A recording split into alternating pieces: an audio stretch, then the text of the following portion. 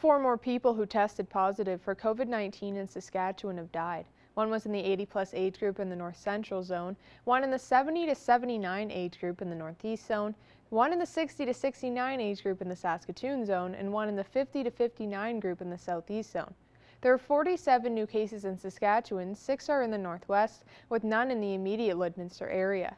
There are 722 active cases province-wide, with 97 in the Northwest. Our zone continues to have the 3rd highest amount of active cases in the province, behind only Regina and Saskatoon. 97 people are in hospital, with 10 in the Northwest. More than 910,000 vaccine doses have been administered province-wide, with over 57,000 in our zone. As work continues on the building that will be the new home of the Lloydminster Museum and Archives, City Council was updated on the relocation and design of new exhibits. Jace Mackey has the details. The Lloydminster Cultural and Science Centre was closed to the public in the summer of 2020 after it was determined that the building had reached the end of its lifespan. And this building under construction at 4207 44th Street will serve as the new home of what will be known as the Lloydminster Museum and Archives for 10 years. Work is progressing well on the building. We still don't have an actual date, but we know construction is moving forward each and every day. As part of an update on the museum's relocation, Council learned more about the new permanent exhibit that is nearing the end of the design phase. The 5 exhibit zones include Journey of Bar Colonists, Settlement of Lloydminster area, Domestic Life on the Prairies, Agriculture, and the Oil and Gas Industry. The exhibit will also include Indigenous reconciliation efforts and a chance for visitors to reflect on the community today. The city completed a public engagement campaign related to the new exhibit that saw over 100 surveys completed. So we had a wide variety of input from people. That's a wide variety of cross-section of our community. So it answers a lot of people's needs, because talking to individuals and having got to know some of the individuals involved in the Heritage Society and the Richard Larson Foundation, they have very specific interests, which is great. Then there's also the need to cover the more broader aspect. In addition, Council learned that the outdoor displays at Weaver Heritage Park will be open for viewing Thursdays to Saturdays in July and August, with admissions by donation tracked by staff located at the old Saskatchewan Tourism Building. So people can actually take their family and friends, gather at the park, see those items, and as restrictions come off, as we talked about with COVID. As of now, the city is hoping to have the new museum and archives open in the fall, but fabrication of the new exhibit could delay that timeline. For Primetime Local News, I'm Jace Mackey. A prayer vigil was held at Lloydminster City Hall last night for the Muslim family who lost their lives in London, Ontario, due to an alleged vehicle attack. The event involved a few remarks by the spokesperson of the Ahmadiyya Muslim community and final concluding prayers. They wanted to bring Lloydminster community members together to show love and compassion is above anything else and that we all matter. The Muslim community believes every individual has a responsibility to find out where the problem lies in their own households to avoid these vicious attacks. So this is one thing that people can do. The non-Muslims that they can do is try and educate others, try and build bridges of love and compassion, and through dialogue, whatever it is, so that we can have better bond within our communities. Many non-Muslim members of the community came to show support and mourn with them through this grieving time. I feel it's really important to support the people that support our community, and seeing what the different groups in our Muslim community have done in this city, I just can't think of anywhere else to be but here saying thank you and showing our respect. The hope from the vigil is to encourage and give faith to people to not give in to the fear, and this will not change how the Muslim community will support Lloydminster. But we should not give in to fear. We will continue to strive to build bridges of bond and love. We will continue to serve the community in any way possible. This is what the Ahmadiyya Muslim community promotes and advocates. It promotes and advocates peace, love, and compassion for all humankind, no matter their faith, their organization, or whatever it is. Now our Connor Chan will take a first look at your weather forecast.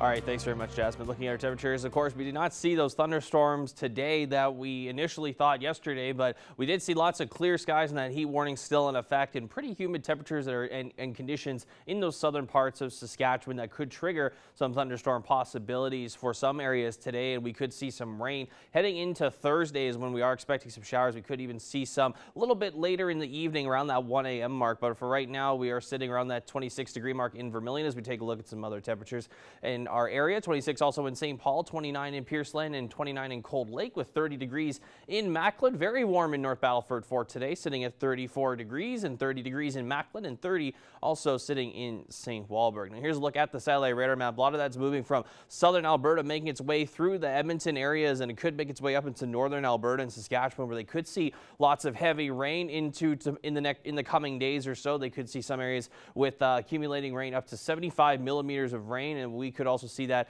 at least for Thursday, but we won't see anything as dramatic as parts of northern Saskatchewan and Alberta are going to see in those coming days. So taking a look at some temperatures overnight in North Battleford, 15 degrees right now with a little bit of cloud coverage, going back to seasonal averages for tomorrow in the area. So 23 is our expected daytime high for North Battleford for tomorrow. Going into Cold Lake, 14 degrees overnight with a little bit of clouds, and 21 will be the high for tomorrow. The wind will also definitely dramatically pick up from today, as we will see winds get back up to the 30 kilometers an hour areas, and same for us here in Lloydminster as well. 13 degrees overnight and 22 degrees for tomorrow, where it'll cool down a little bit more as we are going to see those temperatures back to seasonal averages, as I mentioned, and then we drop quite a bit here for Thursday with that high of 14 degrees and 20 degrees on Friday with that low of 8 degrees. That's a look at your weather forecast for now. We'll have more primetime local news coming up after the break.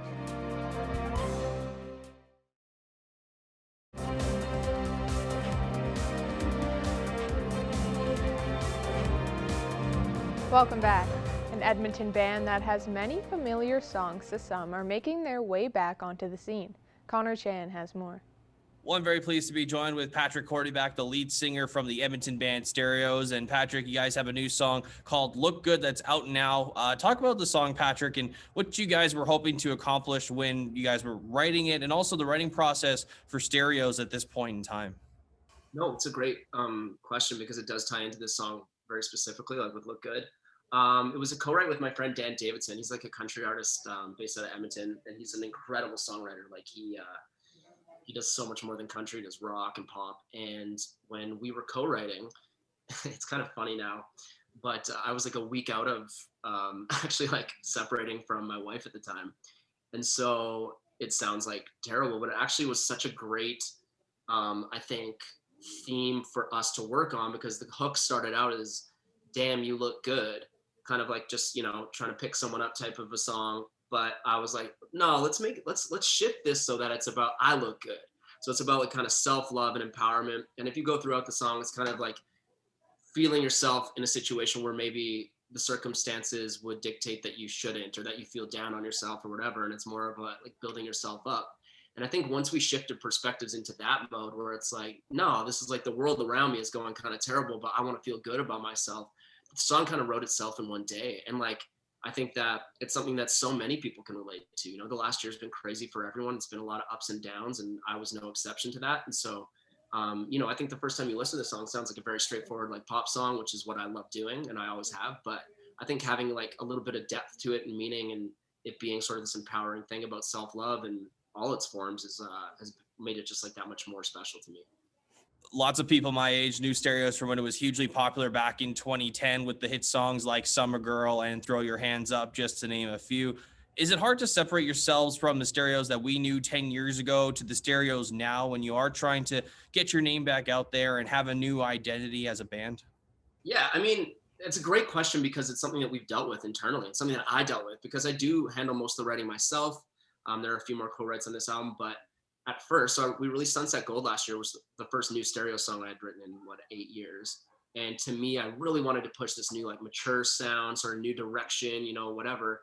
But when it came to this album, it was sort of the opposite. I got some time to write and sit back and be like, I love pop music. I always have loved pop music. And although this album, I think, sounds a lot different than the old stuff, I think it still sounds like us.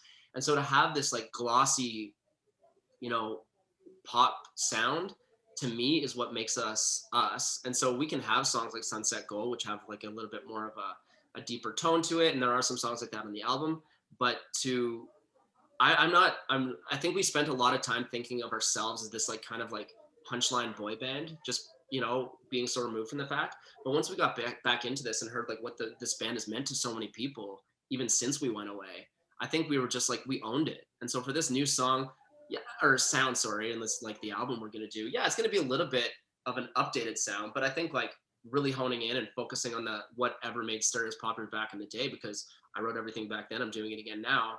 It's I don't feel the need to change the sound. I'm very proud of what we did. I mean, do I want to be singing about drinking in a club anymore? No, but that means I can shift the lyrics to whatever I want them to be and still have like this like glossy sound. Now, you did mention that there is a new album that's coming out soon, and you mentioned it already that you want to separate yourself from your past selves from 10 years ago. What else can people expect from the new album? Because I know with one of the songs you talked about how it's about relationships and wanting to feel confident. So is there any other things that you wanted to add with that new album on top of that? The thing about Stereos, and this is what I love about the band, is it gives me an outlet to make so many different styles of music and still call it pop, right? So we do have songs that even have country like vibes in this new album. We have some like a lot of 80s influence. And then like Look Good to me is like a funky, like almost like Maroon 5 style Chromeo pop song.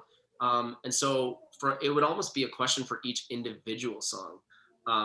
The album, to answer your first question, we're aiming for the fall. It's all recorded, it's ready to go. It's going to be 10 songs. But for me, it's just like I attached a lot more of my personal experience into the lyrics. So I think they're a little bit more introspective. I definitely think they're much improved on how I used to write lyrics. But in terms of what people take from it, that was always my favorite thing about bands, is that they would kind of like write songs. And you almost like thought you knew what they were about, but you could also just make it to what you were going through. And so I think there's a lot more of that on the new album, where it's kind of like a high level overarching theme and people can kind of take from the words what they want. And again, like we have a song called Glory Days, which is like almost poking fun at ourselves, because I think a lot of people are like, oh, you're just trying to relive the past. It's like, yeah, but who kind of doesn't do that? Like when you get together with old friends, like just talking about memories and things like that. And yeah, maybe we are just like trying to be like, remember the day when. But I think that's a fun thing to do. And I think people can relate to that, whether or not it was a band. It could be getting together with your like high school friends you haven't seen in a long time, or whatever it is. So obviously I come from a personal place when I'm writing lyrics, but I think there's a lot of opportunity for people to kind of just like take their own meaning. With all the new music that the band's been putting out there, is the comeback of Stereo starting to become more realistic if things go the way that you hope they go?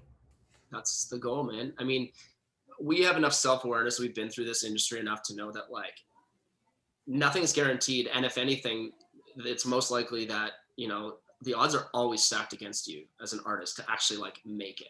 But to answer your question, 100%, that's our goal. There's nothing else. Like I would love, obviously, like I'm transitioning more into writing for other artists and stuff, and I really want to just fill my life with music. But I would say the most important piece to that is Stereos. And so, yes, 100%, we're putting out an album. There's going to be a tour, and we're going to give this everything we have, because it's like you can't have one foot in the door and one foot out in music, unless you're just doing it as a hobby, and there's no problem with that. But this is what I want my life to be consumed by, and that's something that's kind of forced to realize in the fall, when I was just like, hey, it's just me. Like, am I living the life I want to live? And so, yeah, it's music, and we're giving this a go for sure. Patrick, I really appreciate your time. I know for people like me who grew up with your music, listen to the new revamped Stereos, and just reconnect with the band that a lot of us grew up on. So thank you very much for joining us. You can find all of Stereo's new music, including their new single, Look Good, on all major music platforms. Patrick, thanks again, man. Appreciate it. I'm really happy to be on. Thank you again, anytime. Now here are your stock market prices for today.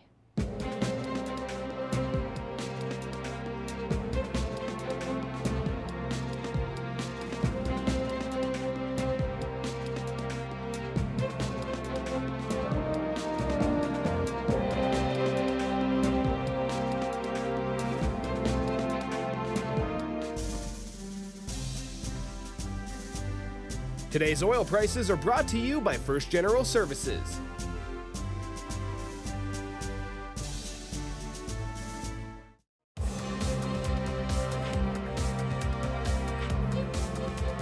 As another week comes and goes, another Holy Rosary Raider has committed to post-secondary. Not for football, not for volleyball, but rather for swimming. The Brock University swim team's newest member, Landon Daschuk, will be competing in long-distance freestyle and short-distance sprints. Like 800s, 1500, 400, 200, and then I also like to do my sprints, so 50 free, 50 breaststroke, not so much 50 fly, because that one's hard. Daschuk has competed with the Lloydminster Rebels since he was 11 and the Lloydminster Riptides for the past 2 years. His coach has helped the push to the next level. And he's told me all different kinds of stories, the type of competitions there, and how much different it is at university level, how your swim team really pushes you, new coaches, all the best athletes in Canada. Daschuk will compete on the swim team while taking medical sciences. Now our Connor Chan will take another look at your weather forecast.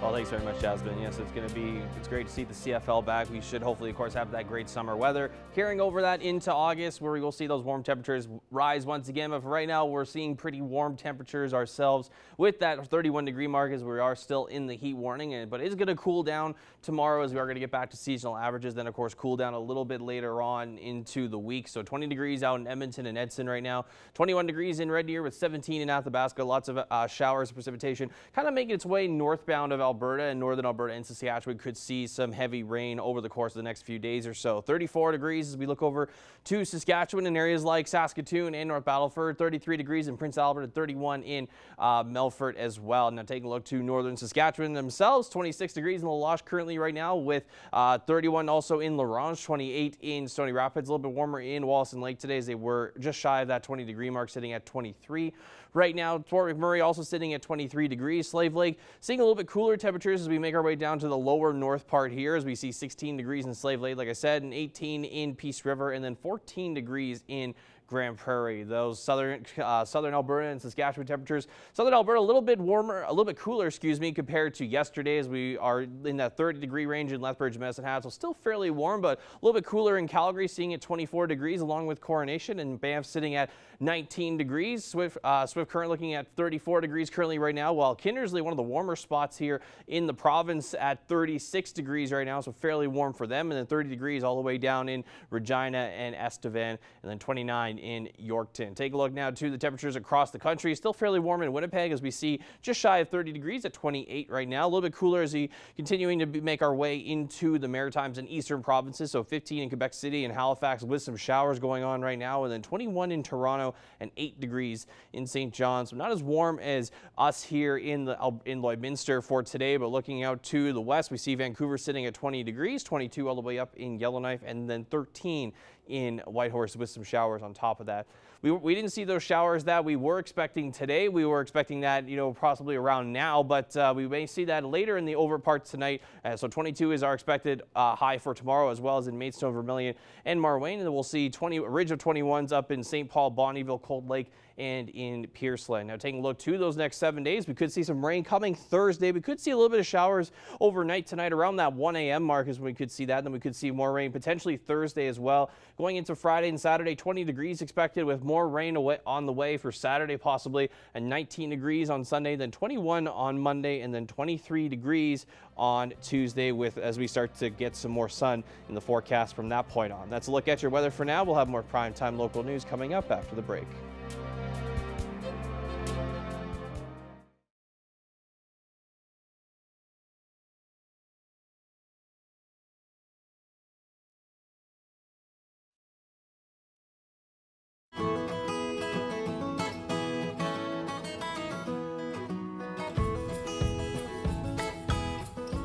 Welcome back, everybody. I'm joined for Pet Project once again with Becca Lawrence from the Lloydminster and Community SPCA.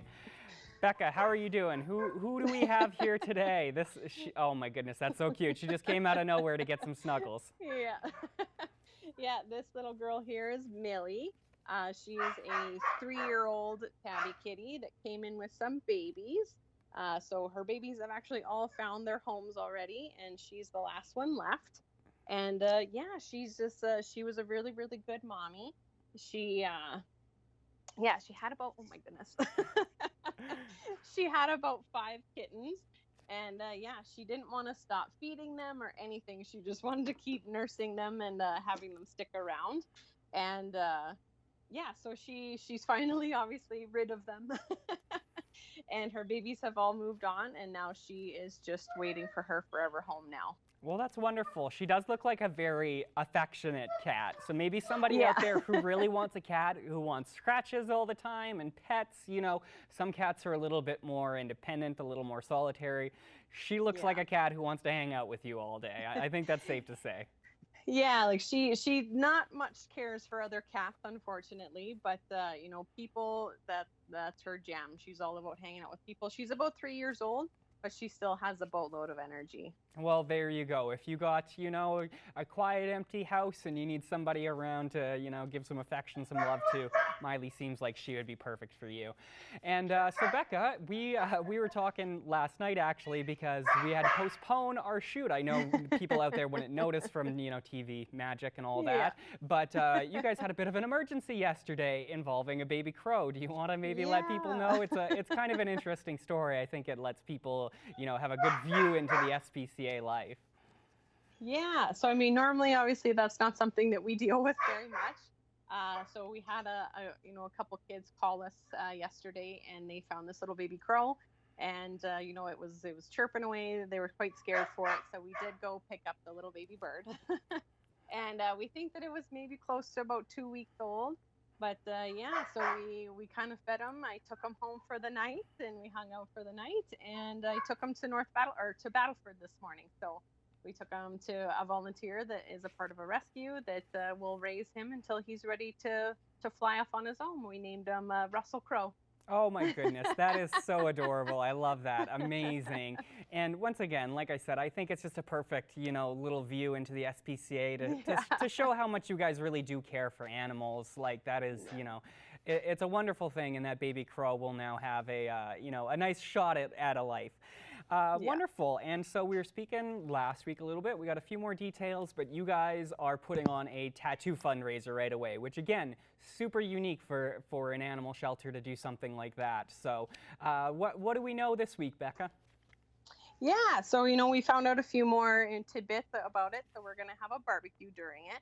So I believe it's going to start at 10 and go until 6, and that's kind of just tentative times right now. We'll see how the day goes. But yeah, we haven't made a calendar yet, but soon we're going to post it, and people are going to be able to book by phone, just so we can kind of keep one location set for appointments. And yeah, we're going to do 20-minute slots for each of these tattoos. So they're not very big or anything, but you know, we're trying to find a variety, you know, to fit everybody that wants to come. So we're, you know, doing some reptiles and kitties and puppies, obviously, and we got a couple turtle designs figured out. But yeah, so I think we're gonna look at 30-some different designs, and they're gonna have them up on their window on display while you wait outside.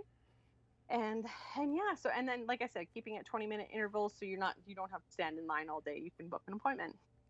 That is super exciting. So there you go, everybody. You know, something great to look forward to. Obviously, Becca mentioned that it is by appointment. So, you know, keep an eye open. Follow the SPCA on their socials, you know, Instagram, Facebook, all that, so that you know when they're ready to book. And, you know, if you've never gotten a tattoo before, maybe now is the time to, you know, do the research, because there are things like aftercare and such. And so perhaps you want to do a little research before you know, they start booking appointments. So one last thing before we go, Becca, you know, I always like to ask if there are any physical item donations, and you were mentioning that you guys are still looking for some non-clumping cat litter. Is that correct? Yeah, non-clumping cat litter, like we made on our post there, that we like to use that one the most around here, just because of our ancient drains here at the SPCA, and so that it doesn't get stuck in the little baby kitten's toes, so they're not cleaning it out and eating it. But yeah, so we actually have had, you know, a few people come around and donate some bags for us, so we really appreciate that. And you know, it's something that does stick around for a little bit longer than the pellet litter, just because you know, we tend to use the pellet litter a little bit more often, but then there's those picky cats that don't like the pellets. So that's what we use non-clumping for. So we are still in need of some more bags. Beautiful. There you go. So if anybody out there wants to do a good deed this week, that's certainly something you can do. And unfortunately, that's all the time we have for this week, Becca. But I want to thank you. I want to thank Miley for stopping by and saying hi. And we will speak with you guys again next week. Perfect. We'll see you next week. Thank you. Manage your waste and recyclables with Quick Pick Waste Disposal. 100% locally owned and proud to serve and support the communities we call home. Quick Pick, the convenient solution to avoid pollution.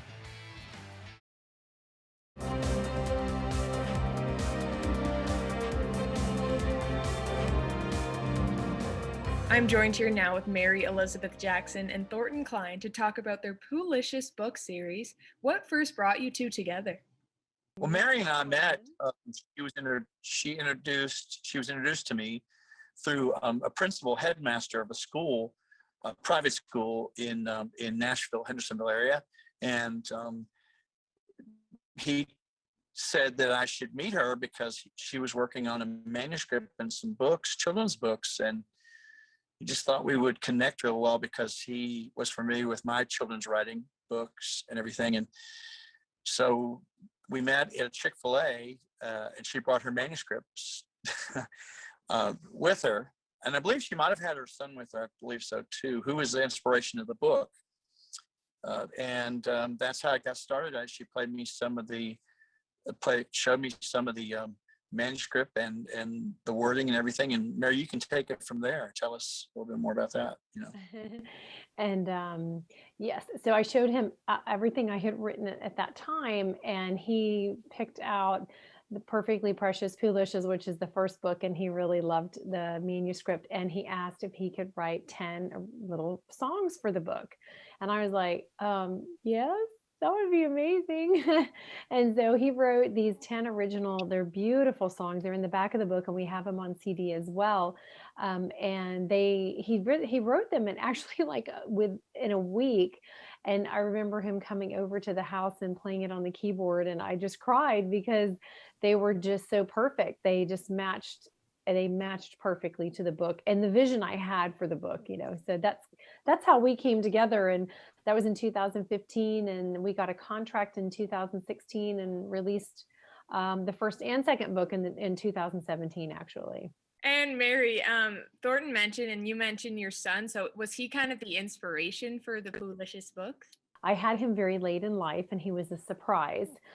It was not an expected or planned thing, and there was some trouble in the end for both of us. And so after he was probably about 3 or 4 months old. So the original manuscript for this was written in 2013. So it's interesting how long it takes to kind of get things moving, doesn't it?